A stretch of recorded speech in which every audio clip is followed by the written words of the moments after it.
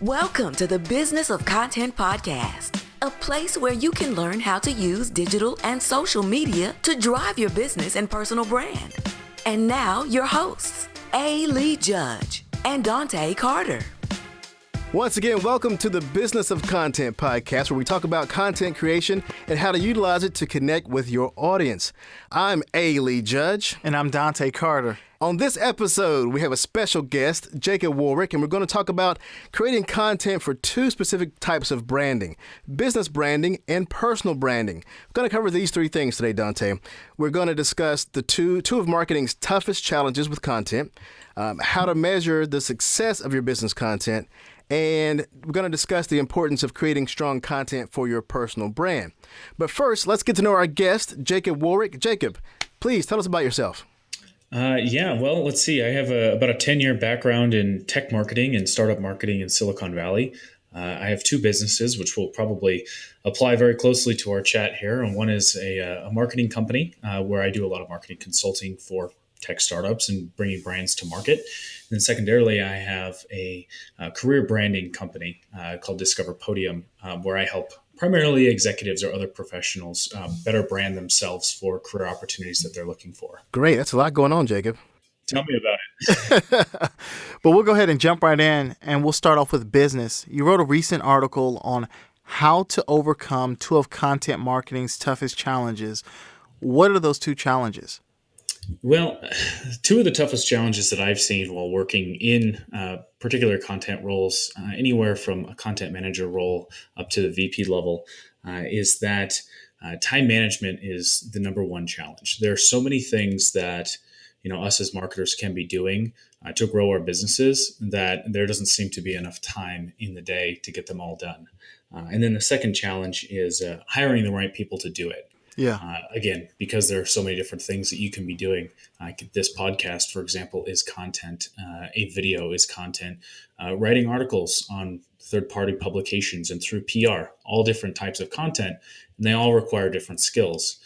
You wouldn't necessarily expect a copywriter to be great with audio gear or a graphic designer to be excellent at video work.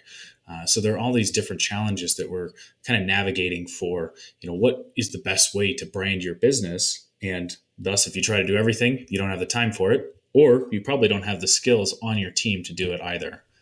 Yeah, that's exactly what Dante and I were talking about maybe about an hour ago. Basically, companies like yours and mine, Content Monster, came out of the need. Once we realized, and I think you'll agree, is that if someone is doing what they do very well, they don't have time to create content. And most people who are creating tons of content for themselves are spending their time creating content as opposed to being an expert in doing what they do. Is that what you see? Yeah, I think a lot of it has to do with balance. And that's one of my, I guess the key takeaway from that article, and as well as this a recent webinar that we did with marketing profs, is that marketers need to manage their expectations a bit better. You need to find balance. And if you're a one-man show or one female show, or you're just working at a large company, but you only have a few resources on your marketing team, you need to be very selective with what you choose to spend your time on. Mm-hmm. And the best way that I've seen to do that is to manage expectations with your superiors. And if you're an entrepreneur, then you are your superior. But you need to know that you can't spend all day creating content when you also need to be, the chief financial officer, the one sending out the invoices, the one, tackling down new sales opportunities. And you're kind of a jack of all trades. Mm-hmm. So you can't get too bogged down in, I have to get this article out this week. I need to do, an article a day or my blog is going to fail. It's really about finding that balance that works best for you so that you can get every business priority done and then supplement it with content when applicable. So let me ask you this. At what point, and this is a question that not only have I faced myself, but also it's one of the first questions I ask a potential client, and I want to get your input on this. At what point do you recognize that it's time for a person or a business to begin outsourcing some of that content creation? Well, when you need to outsource, it's really when you're bogged down in doing other tasks for your company. Mm-hmm. You might have an idea on what you need to accomplish, but not the skills or the resources in-house to do that. That's an okay time to start exploring. You'll need to, think about the purpose of why you're outsourcing that in the first place, which I think if you're talking with a a potential client and they come to you and they say, hey, help me out here. They have a need for content and no time to do it. So, I mean, in that case, they know they need to be doing something, but they either don't know how to execute, don't have the time to execute, or would prefer a professional to take over for them. For me, I mean, even as somebody that works heavily in content and knows how to write content and I have a byline at Entrepreneur and at Forbes magazine where I could publish once a week, but I physically can't do that. And so the need for me is that I have channels, I have an audience need that people would like to hear from me in these other channels, but I need help creating that. And that's really where I've kind of determined that there's a benefit for me to even hire outside help. I can create a website, but I'm not the best at it. So I hire people to help me with that. And, that's obviously the need is going to change for each person, but it's likely identifying a need that the company has that they just can't accomplish in-house. Exactly. We had a show recently where we talked about, how do you know what content is best for you to create? But, the bottom line with that is even if you know what your ideal content type is, then you just have that one content type and you may need more. And like you said, that may not be your sweet spot of your area of expertise, right? Yeah, absolutely. And, sometimes the content you need is really time consuming and you need to find an alternative. For me, for example, I previously wrote a lot of content for third-party publications and things like that, but I was paid to do so. So in a way, I was marketing myself while other people were paying me to market myself while also paying me to market them. So in a way, like there was a purpose for it because there was money, taking place there, and that helped that conversation along. But now I'm not doing a lot of writing for folks. I'm really focused on my business and some of my clients. And I guess that catch-22 with marketing, especially when you're like a marketing agency, is you spend so much time marketing your clients and helping them that you don't ever market yourself. So there's that balance there. And then when you're going to scope a new client, they say, oh, well, hey, Lee, you say you're great at marketing, but your website is terrible. And, why aren't you marketing yourself more? And you're like, well, I'm busy marketing all my clients and, proving success for them. I think that's that's a unique problem for marketing agencies, Yeah. And a lot of marketing agencies have terrible websites, but they're really good at marketing. You wonder why. And that's because nobody's paying them to market themselves. And so they go to the need, which is to pay the bills and pay their employees before they go to the secondary need of marketing their business for growth. So there's that balance that you always need to kind of hustle with. And for me, I've noticed if I write a quick sentence on LinkedIn and publish it to my network, that's almost more effective than an article because I can start a conversation. I can gauge interest. I'm engaging with my customers or potential customers. And it takes me a minute to think of 2 or 3 sentences to write on LinkedIn, where it could take me 4 or 5 hours to write an article and then several subsequent emails to follow up and make sure it's published and then putting a distribution strategy behind that. And all of a sudden you're into, a 20-hour piece of content. Whereas, in an hour you could have a full conversation happening on LinkedIn or through another channel. And that comes from knowing, even with that small amount of content, you have to know what to post, what to say, have some expertise behind it, and even know when to post it. So there's still a science to that even. Yeah. And one of the things that I wanted to know is, it's people are always amazed when it comes to content, how we do what we do. And I think, it really comes down to the proof is in the pudding. It's really looking at the numbers. What are some of the measurables that you look at and that you deliver to clients to really show them the impact of what you do? Well, and this is one of those catch-all questions that is always going to result in, well, it depends, Dante, which is one of those answers that nobody likes to hear. For me, for example, I judge content success on the ability to close a sale. Okay. So for me, if I write an article and it's published and that resulted in me getting paid for that article, that is successful content on my end. Now, for a client's end, it could be the traffic that they get from that particular piece of content and all the way down to a conversation that they had that led to a sales prospect down the line. Now, it's particularly challenging in my field, enterprise business-to-business software, because the buying decision in a lot of the companies that I consult with can take anywhere from 6 to 18 months. Yeah. So it's very difficult to say, okay, here's the first touch point. Here's an article that you wrote, let's say for SAP. A senior decision maker read that article. They had the conversation in-house. They started, talking to our sales team. 6 months later, we got to a proposal. It's a very long process in B2B. Yeah. So those KPIs change. Sometimes it's how many touch points you get on the website. How long are they staying on our website? Are they reading multiple pages? Are they engaging with our sales reps? And any part of that process, when it's such a long and complicated process, can fall off. And you don't know whether it was your content or maybe it was the sales rep that took the wrong angle, or maybe it just wasn't a fit for the company. But the average buying decision kind of in the industry that I'm at, there's somewhere between 5 and 6 decision makers that need to sign off on the purchases that we're selling. So when somebody's buying a $100,000 product, it's not usually one person that says, okay, buy it now. Yeah. Well, I was going to say, I also have done a lot of work and analysis in how to utilize content from B2B standpoint with the long sales cycle, and a couple of, I guess, I wouldn't even call it, there could be KPIs. I don't know about key points or key performance indicators, but they're definitely performance indicators. Is you have a piece of content, and when you're looking at that long sales cycle, I like to look at it from a multi-touch attribution standpoint, meaning that it isn't the first time a client sees you or hears from you. It isn't the last time. It's all those things in between, the content, the phone call, the webinar, all those different touches.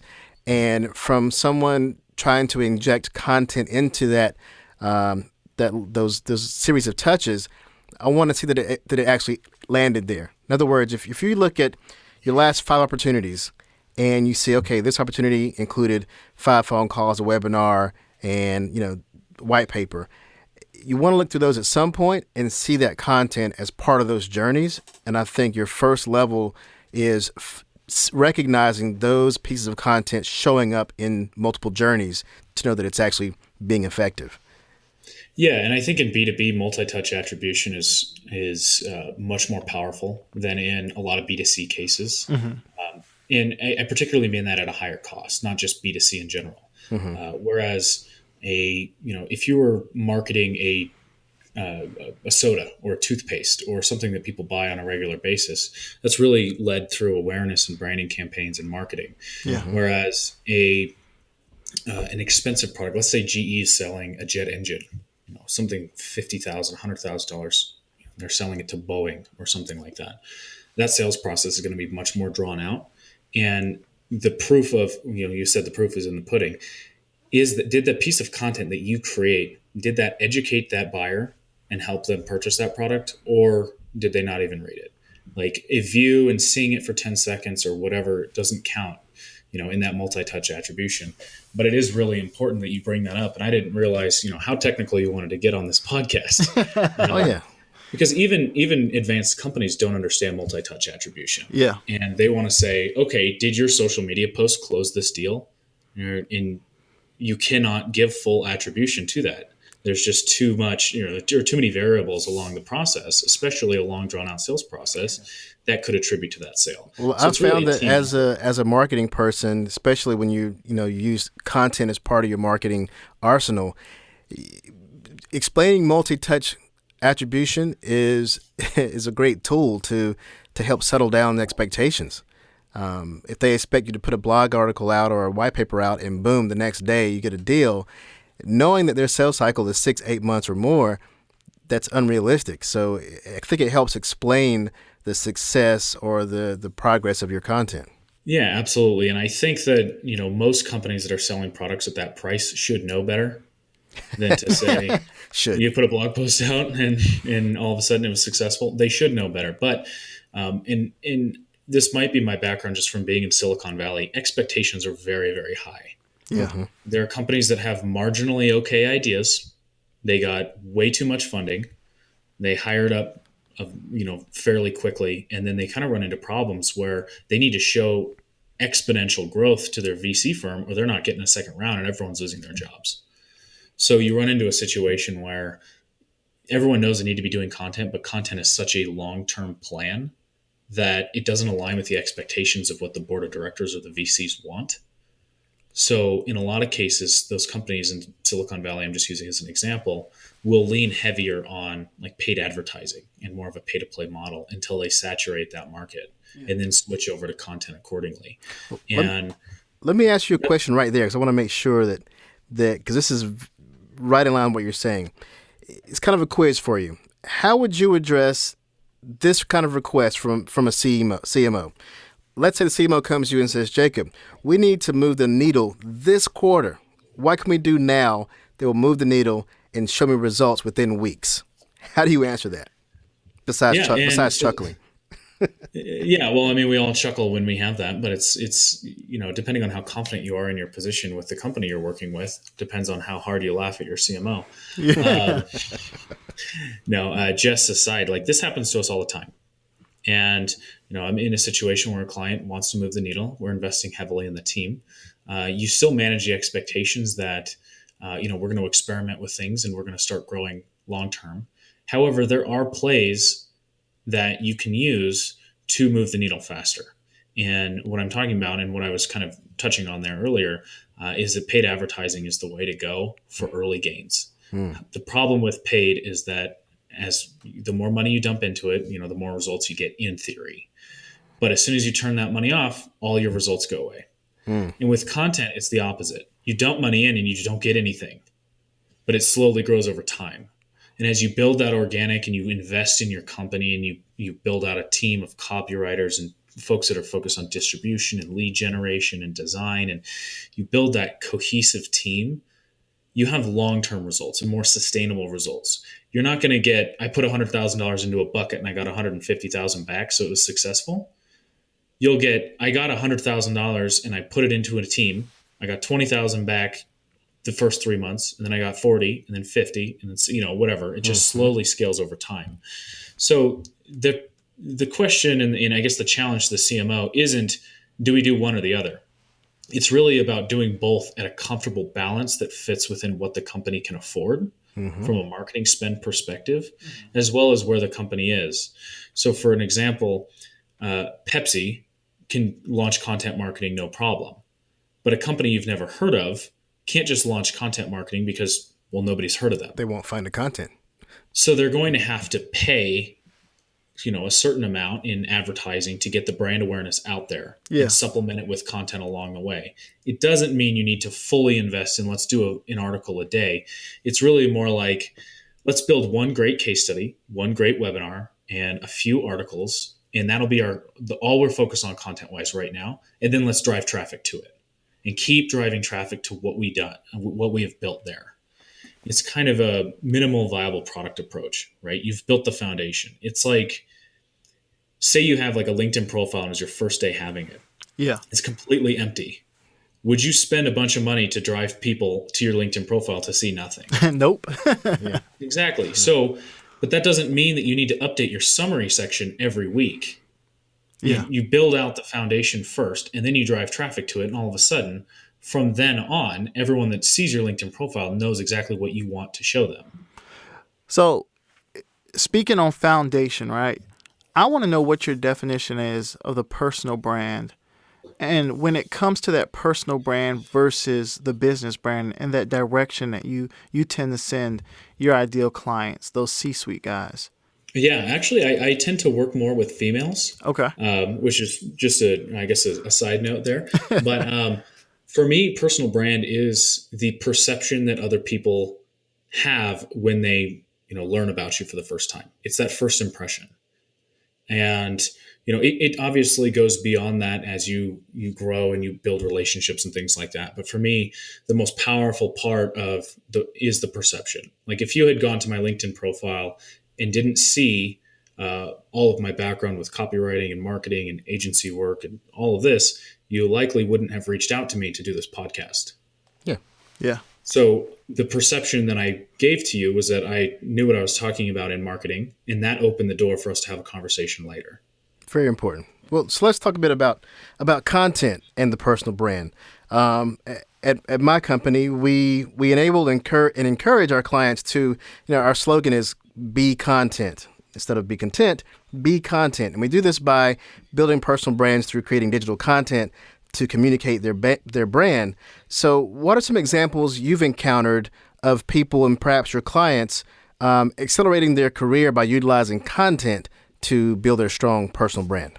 Well, I mean, I think one example of that, and not that I'm endorsing him or anything, but I think Gary Vaynerchuk is pretty well spoken on that. Building a brand for a particular audience and doing live video streams and things like that. People constantly hear of him, and you either love him or you hate him, and that's totally fine. That's kind of beside the point. What I saw on LinkedIn today, Lee, I saw you talk about you went to a college and you were explaining marketing to. Or was it a middle school? Well, it was You're talking about marketing curriculum. Yeah, it was a board of education working on today was the middle school, and I guess next month it's going to be the high school. So yeah, the curriculum for marketing. Right. So you shared that on LinkedIn, and I wouldn't have normally seen that in any other way. And that probably wouldn't have come up in conversation. But now I can see that you know more about marketing. You're actually helping educational boards talk about it and grow that marketing curriculum. And, that's one example of how that's worked to help me change my perception of you, knowing that you know enough about marketing to educate other people. And then, for example, this podcast, me speaking with you, you may have never heard of me before, and you may never want to hear from me again. That's fine. But if there's some perception that you take away from the podcast, and it's like, wow, that Jacob guy might know about marketing. Yeah. And that's, that's a perception that now we can portray through this piece of content. Whereas you likely wouldn't have found my LinkedIn randomly, and you likely wouldn't have reached out. But this channel, which you were already following, has now opened the door for those opportunities. For folks who, I think some people still are learning what a personal brand is, and they get it mixed up with bragging. But I think one thing I often start with in explaining that is that your personal brand, of course, is, who you're known for, what you're known for when you're not there. But in terms of you working on your personal brand, it's a lot of you being yourself for people to see. And it's not you bragging, it's just you being yourself. And as people see you and they see you as being the content they're consuming, then with repetition, just like any other brand, that becomes your brand, and it's your personal brand of that repetition of them seeing you often. Yeah, absolutely. I mean, that perception is key, and it's not bragging. I mean, it certainly could be. You could be boastful, you could be arrogant, and that would be your brand. I think, there are a lot of people out there in, the celebrity space or in, the hip hop scene or, any music kind of celebrity, and they can appear as boastful. Or you could see, other brands, celebrity brands, for example, that are very kind and generous, and all the stories you see about them are about giving back to communities and building things and helping people. And, it's not about being boastful. It's about being yourself. Me, for example, I'm not afraid to curse from time to time or share my thoughts on marketing and, be honest with people and tell them when I can or cannot help them. There's no hiding there. Yeah. And, the more I can share and be relatable to people, the more relatable people that I can connect with and eventually, grow a business or friendships or any other thing that you could be looking to accomplish. Yeah. A phrase I often hear in my head from, I was previously a DJ. There was a song by Missy Elliott where she said, "I don't brag, I mostly boast." And it had me researching, what is the difference? And I heard someone else say the difference between bragging and boasting is boasting you can back it up. If you brag and say, "Oh, I'm the best in the world," that's probably bragging. If you say, "I've done XYZ 10 times," if you can prove you've done it 10 times, that's just boasting. It's not bragging. It's just natural fact. So you got to be Muhammad Ali. Is that what I'm hearing? Well, he definitely backed it up. So yeah, that's maybe that's a real close fine line between bragging and boasting. But if you say I've won, I'm a New York Times bestseller. If you say here's the book to prove it or the numbers, that's boasting. It's not bragging. It's just a fact. If you did it, you did it. So that's true. And I think it's a fine line, and people have to be careful about it. But I don't think people get rubbed the wrong way when you come off as boasting when they know, and I guess your brand supports that, they know that you have something to back it up with. Yeah, and I mean, isn't that the purpose of having a resume anyway? Exactly. Yeah. And when you think of LinkedIn, and a lot of the perception around LinkedIn is that you only update it when you're trying to find a job, or it's your public resume. So that's about the time that you talk about yourself and what you've done and those accomplishments. You don't need to shout it from the mountaintops and say, look, I did this, I did that. Rather, I think what people really look for, particularly in leaders, when they are boasting online, is talking about what the team was able to accomplish, what we were able to do. Always, give respect to even the smallest contributor when you have the opportunity to, and that changes your boast to a team effort, even if you were the one that did 98% of the work. So I have a quick question for you, right? And I want to shift it a little bit here because, we've talked about content, branding, but in this whole realm of content and branding, I want to ask you how important is a person or a business's story to building their brand? I think a business's story is really important to building their brand, the company culture, things like that. It's become more and more popular lately, just with how outspoken in public things are. For example, like Apple is well known to have a great culture. Yeah. Whereas, there were other companies in the Valley that were getting in trouble. I think Uber was an example for sexual harassment and misconduct in the workplace. Yeah. And it caused a bunch of controversy and buzz. And just with how quickly information can be shared, it's more important now than it's ever been before. And I think that was validated with Glassdoor, where people shared kind of the inside about their companies and what it was like to work there, and I guess the company brand. And when I mean validated by Glassdoor, I mean they were acquired for $1.2 billion this year. Wow, a lot of money. And yeah, that's a lot of money. And LinkedIn was acquired for $26.2 billion. It'd be worth a lot more today. Yeah. I mean, these two are, those two companies have really kind of shown people like more transparency into the workplace. More LinkedIn solved networking, Glassdoor solved that transparency component. They really opened the door for that company brand to be more important than ever before. So let me ask you this, because we're talking about branding, we're talking about the story. Just today, I was looking at LinkedIn, and there was a woman who, in the last few days here, she's really started to push a lot of social issues on LinkedIn. She's a VP, pretty big company here in Georgia. And it almost caught me off guard because when I think of LinkedIn, I think of it being almost in a sense a place of business, and keeping the social issues out. What are you seeing on that end? And in terms of, a lot of the people that you work with, what are some of the things that you advise them on when it comes to that area? Well, again, it's going to come back to their personal brand, right? Maybe for her, that's an important issue that she wants to raise and elevate. And that might be, part of the work that, she wants to do. And it might rub us the wrong way, but there is an audience for what she's putting out there. Yeah. And that's okay. I think even polarizing brands can be effective. Yeah. For example, there are millions and millions of people who hate Donald Trump. And there are millions and millions of people that would jump in front of a bullet for him. Whether you love him or hate him, that's beside the point. Yeah. But that polarizing has become, important for his political career and or whatever else he's trying to do. It's the same for you or I.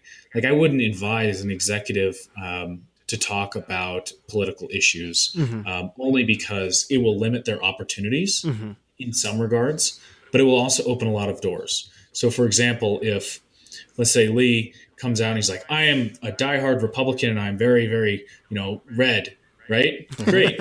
And, there might be like companies out there like, yeah, that's the kind of guy we want because we're conservative too. This is great. And then there might be people who are like, whoa, I can't handle this, right? It's a polarizing kind of effect. So in one regard, you could open a lot of doors if that's the path you want to choose.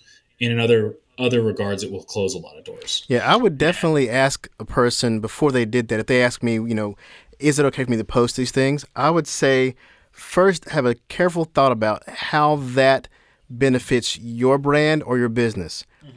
First of all, if you are a member of an organization that has a cause, then by all means, that's what you should be posting about because that's your business. If your personal brand is one that's a person who's extremely caring and you want to show that you show empathy, then posting something even controversial, political about something that's about caring that has to do with something that people care about, even though it's not it may not be dead center of what you do. It emphasizes your personal brand. But outside of those two things, it emphasizing your brand, showing the audience more of who you are, I think I would suggest someone to leave those things alone outside of, especially LinkedIn, for example. Facebook, perhaps, but I think if you don't know what you're doing, then it can be really dangerous. Yeah. Like I've always been very, very careful with political issues. One, because I'm probably not smart enough to make a decision either way on who's right or who's wrong. So I just keep my mouth shut when it comes to that. I don't want to polarize. And to be honest, I think a lot of us are a bit closer on issues than we think. Yeah. And we're just bad at communicating. It's true. So, you'll see rants on Facebook and you're like, wow, that could have been said better. And you know what they mean. Like, they have good intentions, but they just said it in a way that kind of rubs someone the wrong way. You have to be so careful with that kind of thing. Speaking of LinkedIn, I've seen people who I recognize don't get their outlet on Facebook. They're not Facebook users, but yet they're human and they want to vent. And so once they become LinkedIn users, they don't know how to release that information because their only outlet's LinkedIn. And so I go, you know what, man, you should become a Facebook user. Well, see, and the thing is, I wouldn't differentiate Facebook and LinkedIn in terms of a content engine that way. Sure, the perception is that LinkedIn is for business, but it's a media platform just like anything else. That's true. And honestly, if you don't want it online, don't say it anywhere. Period. Yeah. And, I keep my Facebook just as business appropriate as my LinkedIn. I keep my Twitter just as appropriate. I mean, granted, there are rules that seem to change between the lines, but the fact is, if you're putting something online, it's there forever. You don't know who's going to see it. That's true. Like you have to be careful. And I wrote about this, man, back when I was, in high school. I wrote about like social media was just becoming popular. Like MySpace was popular and Facebook was for old people at the time. And basically there was kids in my high school class that were taking pictures, drinking beer or, doing shots and smoking pot and stuff like that. And I'm like, you're going to try to get a job? Like you realize that people will find you online and they will find these pictures of you basically breaking rules, which is going to hurt your employability. And some of these kids, they went to Berkeley or they went and they got a great degree from, an Ivy League school. And then they came back to our hometown working at Roundtable. And not to say there's anything wrong with working at a pizza place. It's just you have a bachelor's degree or master's degree and you're working in food service or retail. It's like, what happened? It's that these things that you put online damage your reputation and the things that you say. And, a lot of people have been frustrated. They'll be, 28, 29 years old, just getting their first entry level jobs with a bachelor's degree or a master's degree. I'm glad you mentioned that because we talk a lot more typically about building your personal brand than we do about protecting it. So that plays into, how do you handle your different personalities or personas that you may have across different social platforms? How do you recognize things you've done in the past? Because, for example, you did something stupid in high school or college, you posted it online, but you've been a perfect person up until 30 years later when you get caught up in a scandal. With today's media, they'll dig it up and say, see, they did this in high school. They must be a bad person after all.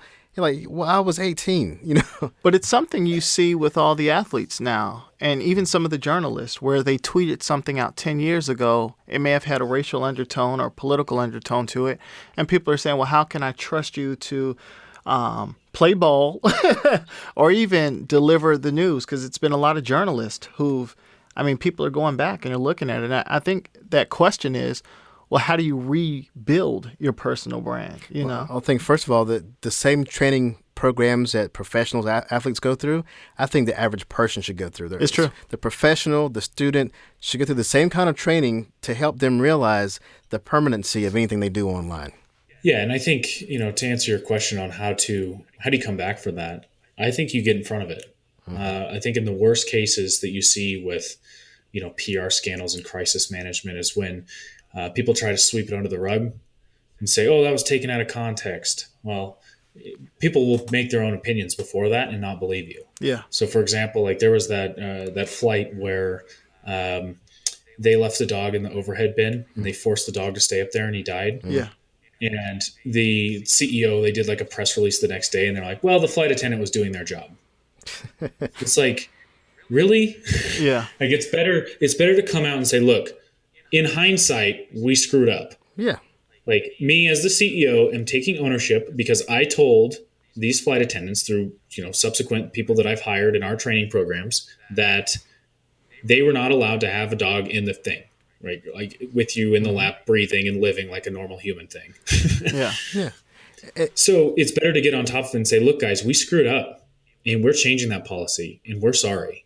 It's better to say that up front than to go, yeah, they were just doing their job. No, you took it out of context. No, you're wrong. Well, in fact, in hindsight, they might actually get more business. Because if I'm a person who files with my dog and they say, yes, we messed up, we shouldn't, this is a bad judgment, it shouldn't have happened. As a consumer, I'm thinking, okay, they got out in front of it. They probably have rules in place now. They're probably the safest airline to fly with my pet versus those who haven't said anything. And so you can definitely get out in front of it and make it a positive thing versus what you said they did, which was... The flight attendant was doing their job. Yeah, that's horrible. It's bad. Well, it puts people in a position, companies especially, where they have to evaluate situations quickly.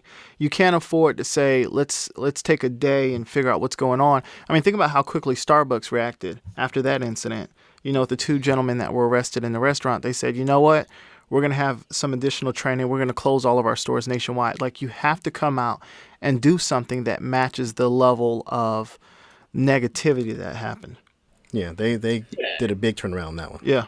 And it can be brought back to personal brands, just at a much smaller scale. Yeah, it's so true. Everyone knows what Starbucks is, but not everyone know Lee and Dante. So we're working on it. You have a smaller network to work on, but if something like that does happen, I think it's better to address it head on. And even in interviews and stuff, if you know that possibly an employer had seen something that you had done, bring it up in the interview. Yeah. And say, look, this is something I'm not proud of, but I learned from it and I grew, and, I'll give you all the details and I'll share it and I'll tell you how it made me feel. And that transparency and that honesty, in my experience, has not backfired or let me down. I've, maybe not gotten a job for being too honest about a team that I'd worked with in the past, but I've been transparent and I know that, I can sleep well at night because of my honesty. Mm-hmm. So let me ask you this, Jacob. So I'm sure we both work with executives and people at much different, different levels of their career. So often I ask someone, are you John Smith of Acme or are you John Smith? What happens when the company disappears? Who are you then? So, and often that message gets lost when they're a high-level executive because they feel quite confident in where they are. But as we know, even CEOs find themselves on their own sometimes. So when talking about a personal brand, how do you explain to an executive the importance of creating their own brand beyond the business? Well, I've noticed it lately. I think executives have a pretty good idea on what a personal brand is. They know the importance of it. I think the turnover rates now in executive roles is much higher than it's ever been before. The time it takes to fill those positions is high. So executives kind of always have their eye on the, knowing what their next opportunity is going to be just in case. And they're smart enough to get ahead of it in many cases.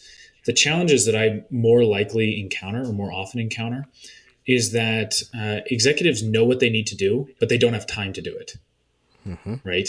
And there aren't a lot of people that are qualified that can help them through those challenges just because, one, they don't have a lot of time to handhold and babysit somebody. They need someone that's empathetic to their challenges, can write in short sentences, get responses in short sentences and not be hurt, and then be able to execute exactly what they need to improve their brand, whether that be, a new resume or LinkedIn profile or, a portfolio or a presentation they need to give to their board of directors. Just having every executive has a kind of trusted group of people that are, they'll bring them into new positions once they have it. This is my money guy. This is my finance gal or whatever. And they have their trusted advisors, but they don't have a lot of that for their career. Well, I think that may be where a couple of our businesses came from, right? Recognizing that if you're good at what you're doing, you don't have time to do content creation.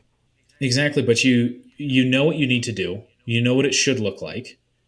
Maybe you haven't done the processes in the past. Like the first time you went and did a podcast and you went to go edit, you probably spent 2 or 3 times as much time as you spend now editing that podcast. And that first time is just a hurdle that you have to get over, and then it gets easier and easier as you go. But executives know how to write. They know how, to do their LinkedIn profile, but they don't necessarily have time, and they don't know who to trust when it comes to stuff like that. And I guess that's where our businesses came from, that, we know how to ask the right questions. We know how to analyze your strengths and weaknesses, question the way that you choose to position yourself, and challenge you to grow as an individual and as a professional, and then represent that in the best way possible in as few words as possible, so that people will understand who you are from a brand right away. Yeah, because if we're honest about it, right, the whole personal brand, it's very intimate. I'm giving you a piece of me that I don't give to a lot of people, that I don't share with a lot of people. And so to be able to hand you something and trust that, I can give you my personal brand, my baby, and you can raise it up, you can mature it, you can take it from, having formula to eating a full course meal. Like, these are the things that matter to people. And I appreciate you really hitting the nail on the head with that. With that analogy, You're not just raising that personal brand up in terms of trust. You're saying, here's my personal brand, raise it and take it out into the world without me. Yeah. That's a whole nother level. Yeah. Well, and that's the thing, like, there's a level of confidentiality there, and you're not just kind of acting. You do run things by them, and that builds the trust and the confidence that you will be responsible with that brand in your hands, and that you're not going to go blab about who you're working with, or, leak any confidential information, so that they can build that trust as well. And really the only way to do that is to summarize someone's career into just a few words. Yeah. It sounds really stupid. You're like, wow, how can you take my 25-year executive career and boil me down into 5 words or one summary paragraph or things like that? It's challenging, but the thing is, people aren't going to remember more than that. Yeah. Like the attention span that we have and all of the information that we're cluttered with, it really has to be boiled down simple. And the idea of presenting someone's personal brand immediately, like, the first thoughts that you want someone to have is, they know what they're doing. I trust them. I like them. I want to talk to them. That's it. You don't want anything that's going to say, oh, I don't really believe in that. That looks shady. Like, those numbers look fake. That will immediately ruin your credibility. So you have to boil it down into, trust, honesty, and wanting to talk to them and feel comfortable with that. But that's every level of business. It's that relationship, and allowing that personal brand to grow from it. Absolutely. Yeah. And so, if you have full control over what you choose to share with the world, why would you not take advantage of, that platform? All right. That pretty much sums it up right there. It's been a really good show, and we want to definitely thank you, Jacob, for joining us. 46 minutes, good. we recorded a little early, but we're in there still. So Jacob, tell us real quick again about your businesses and how people can contact you. Sure. Yeah. My primary business is Discover Podium. It is at www.discoverpodium.com. It's a career branding, and we do some resume writing and career positioning and things like that. That's the best way to get a hold of me, is through contact there, or at Jacob Warwick at Twitter. That's a good one. Or you can find me on LinkedIn. I pretty much reach out to everyone, and I'm on there several hours a day for one reason or the other. So those are probably the best places to get me. Awesome. Thank you. Yeah, thank you so much for joining us. Dante, what's your info? Hey, you guys can find me at Dante@cartermedia.net. I'm on LinkedIn as well, so reach out. I'll reach back. All right. I think it's my first time giving my email out. No, you know what? I won't do that. Go to the website. You can find me, of course, on LinkedIn. That's where I hang out most of the time. So Lee Judge on LinkedIn.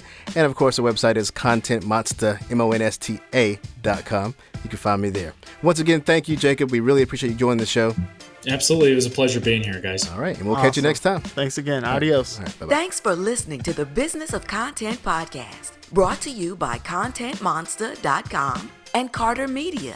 If you enjoyed the show, please don't forget to give it 5 stars and subscribe to the show on your favorite podcast platform.